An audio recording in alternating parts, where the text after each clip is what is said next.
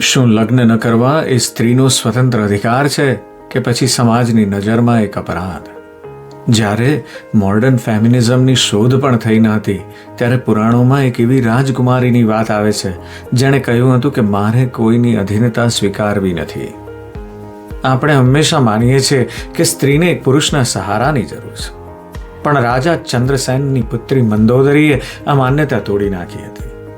તેણે પોતાની માતાને સ્પષ્ટ કહ્યું હતું કે સંસાર સાગરમાં પરતંત્રતા એ સૌથી મોટું દુઃખ છે અને સ્વતંત્રતા એ જ મોક્ષ છે.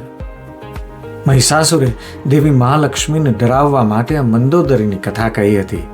મહિષાસુર માનતો હતો કે ભવિષ્યનો ડર બતાવીને તે દેવીને પોતાની મહારાણી બનાવી દેશે, પણ તે ભૂલી ગયો કે જે સ્ત્રી આત્માથી સ્વતંત્ર હોય તેના માટે કોઈ પણ રાજાનો પ્રસ્તાવ માત્ર એક લોખંડની બેડી સમાન છે.